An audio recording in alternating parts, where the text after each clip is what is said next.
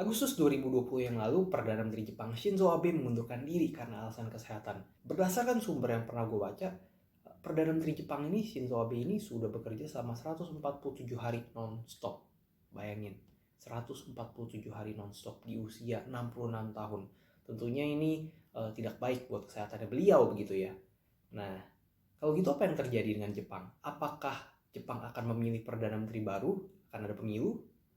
Atau apakah ia akan digantikan oleh wakilnya? Foto jawabannya. Yuk kita langsung bahas saja. Jepang itu adalah negara monarki konstitusional. Artinya apa?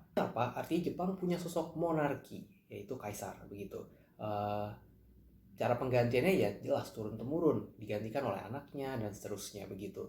Nah, tetapi berdasarkan konstitusi Jepang, kaisar Jepang itu punya tugas sebagai simbol dari negara dan kesatuan rakyat Jepang. Dan kaisar Jepang itu tidak ikut campur dalam politik praktis maupun pemerintahan sehari-hari gitu, gengs. Jadi untuk urusan pemerintahan sehari-hari, Jepang mau bangun kereta, mau urus olimpiade dan lain sebagainya, itu dilakukan atau dijalankan oleh kepala pemerintahan, yaitu Perdana Menteri Jepang begitu. Kalau kaisar itu apalagi sebelum Perang Dunia Kedua ya, itu tuh kayak bisa dibilang seperti semacam setengah dewa begitu. Gue jadi teringat, gue pernah nonton satu film judulnya Tenno no Yoriban, bagus gengs, boleh ditonton. Nah, singkat cerita ada chef yang bekerja di istana kaisar begitu. Dan apa yang terjadi? Orang-orang di sana itu sangat takut kalau misalkan ngomong atau misalkan kalau malam berisik. Kenapa? Karena mereka takut mengganggu kaisar. Padahal kaisarnya jauh di mana, tapi mereka menganggap kaisar itu bisa dengar semua yang ada di istana tersebut begitu. Kaisar Jepang sendiri itu kalau misalkan silsilahnya dirunut, itu bisa ditarik sampai kurang lebih 1500 tahun lebih lah, hampir 2000 tahun yang lalu, dan sampai ke kaisar pertama, yaitu Kaisar Jimmu. Nah, Kaisar Jimmu ini merupakan keturunan dari Dewi Matahari Amaterasu. Pernah dengar nama itu? Yes, itu adalah nama yang ada di komik Naruto. Api hitam itu loh yang bisa keluar begitu. Jadi bisa dibilang kalau orang nomor satu di Jepang itu adalah kaisar, tetapi orang yang paling berkuasa adalah Perdana Menteri. Gue kasih 3 detik untuk ngerti ini dulu. 1, 2, 3. Udah ya, bisa lanjut ya. Kita lanjut. Kalau gitu gimana cara Jepang memilih Perdana Menterinya? Ada 3 poin. Yang pertama, Jepang atau rakyat Jepang tidak memilih Perdana Menterinya secara langsung. Jadi nggak ada pemilu kayak di Indonesia pilih presiden begitu. Yang ada rakyat Jepang memilih anggota parlemen, kemudian anggota parlemen yang nanti akan memilih siapa Perdana Menteri Jepang selanjutnya.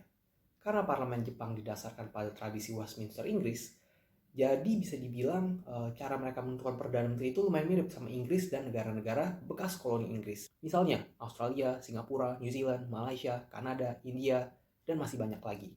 Ya jelas lah, mereka pernah kuasai seperempat dunia tahu. Kedua, meraih dukungan simple majority dari parlemen. Jadi simple aja penjelasannya.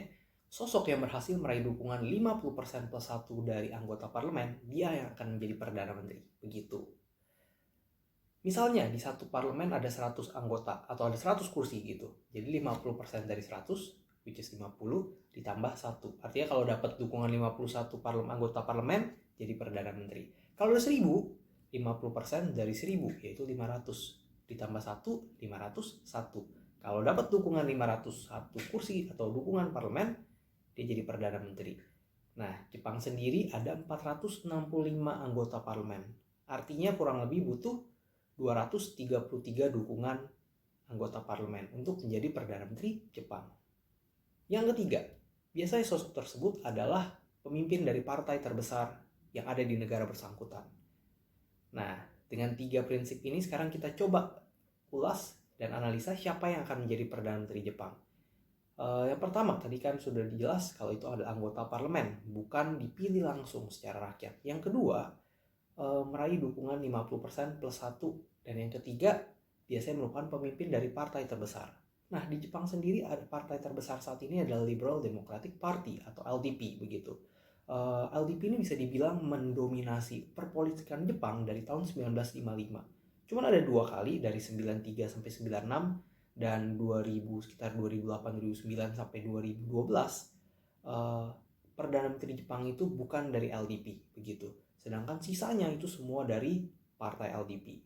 Saat ini LDP punya 285 kursi parlemen. Artinya itu udah lebih dari cukup untuk menjadi Perdana Menteri. Jadi bisa dibilang siapapun yang menjadi ketua dari LDP akan menjadi Perdana Menteri Jepang selanjutnya. Belum lagi ya, LDP ini punya partner koalisi yaitu Komeito. Jadi plus ekstra 29 kursi. Kalau di total 285 plus 19 ada 314 kursi atau itu udah 67,5% loh. 67,5%. Jadi udah pasti cukup. Udah lebih dari cukup malahan. Permasalahan sekarang adalah siapa yang akan menjadi ketua partai LDP begitu. LDP sendiri punya mekanisme internal, jadi ada kayak pemilu internal untuk memilih ketua LDP. Orang itu yang berhasil menangkan pemilu ketua LDP, dia pasti akan menjadi Perdana Menteri Jepang selanjutnya.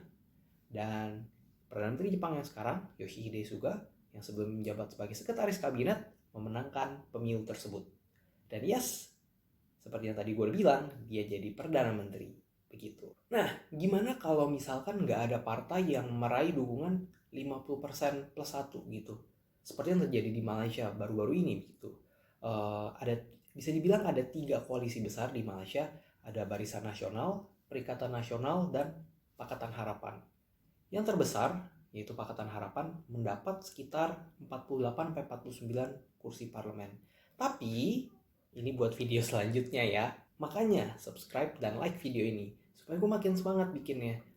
Jadi makin cepet kita bisa bahas lebih lanjut lagi. Next time kita akan bahas tentang Malaysia. Kasusnya mirip dengan Jepang, tapi bedanya kalau di Jepang sudah jelas ada partai yang mendapat 50% plus 1. Kalau di Malaysia itu partai-partai lebih scattered begitu. Jadi lebih sulit menentukan siapa yang akan menjadi Perdana Menterinya. Tapi sebenarnya menggunakan 3 prinsip tadi. Begitu. Sekian video hari ini. Sampai jumpa di video lainnya. Jangan lupa untuk like dan subscribe. Thank you. Bye-bye. See ya.